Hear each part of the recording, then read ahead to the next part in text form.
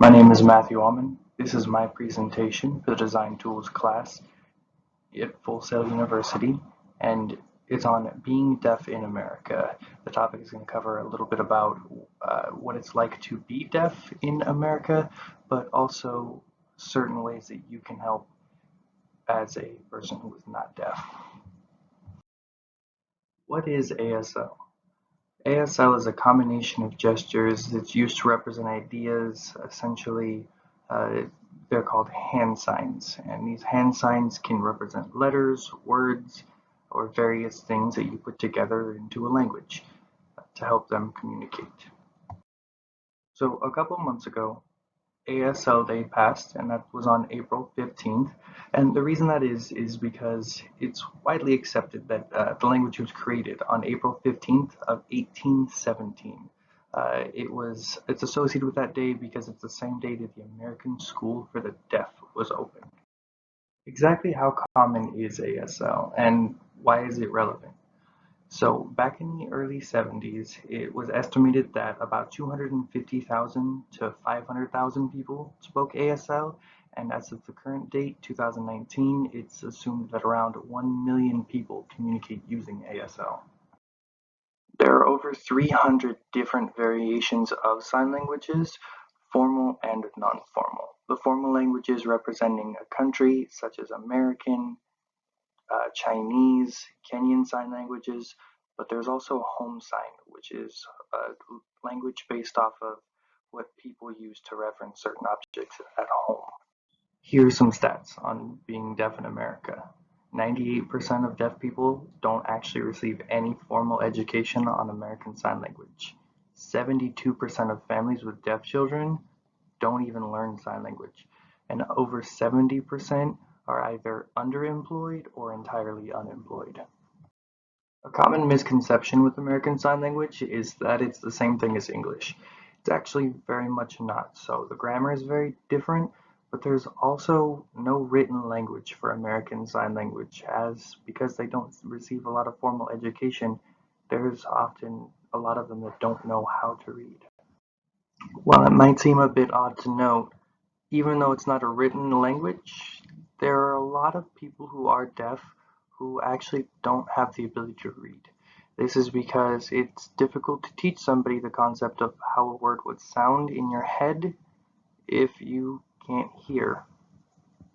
Since who knows when, hearing people have had entertainment such as music and movies to occupy their time. Unfortunately, these are not things that you can experience as a deaf person, as they do require hearing. But that doesn't mean they have to go without entertainment altogether. There are still some forms.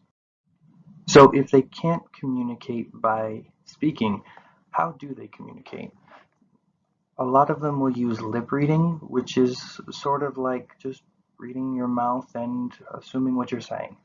Some can also write, but others just use gestures to kind of point at things that they need. American Sign Language is actually considerably easier to learn than most other languages, as it is very visually suggestive. There are obvious signs such as go, where you would just kind of point out, and that means that you're going there, and others like tree, where you just do a physical representation of a tree. Why should you learn American Sign Language? On top of it being a popular language, it's not a very commonly learned language. And as we mentioned earlier, unfortunately, there are a lot of people, even in the families of those who are deaf, who don't take the time to learn it. Not many people take the time to actually learn American Sign Language, so when there's somebody who actually does, the deaf do show a lot of appreciation. They're very eager to communicate, and they're always happy to help. But if you're not quite sure how to say something, they're more than happy to teach you. Even though it hasn't been easy in the past, the opportunity to learn American Sign Language has actually greatly increased in recent years. There are plenty of tutorials on YouTube and different people who are always willing to help, but predominantly there are many college courses offered, even down to a community college level, virtually every semester. The language has been getting a lot of support lately, so it actually is one of the fastest growing languages in the United States at this time. You will have plenty of support if you choose to learn this language, And that is not just from the people who currently speak the language, but also from others who learn. You can gain encouragement through that. Even outside of traditional benefits, it also is something that can help spice up your resume. It has now gotten to a place where it's actually something that would help. If an employer sees it on your application, they do consider it very much so, kind of like learning Spanish, something that is a very employable skill. One major benefit to learning American Sign Language is it's actually one of the fastest languages you can learn. As opposed to most languages which can take years and years to master, sign language can actually be picked up at a basic conversational level in months.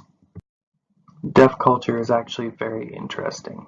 Because they are such a small community, they make a large effort to get together even every week to associate and spend time with each other.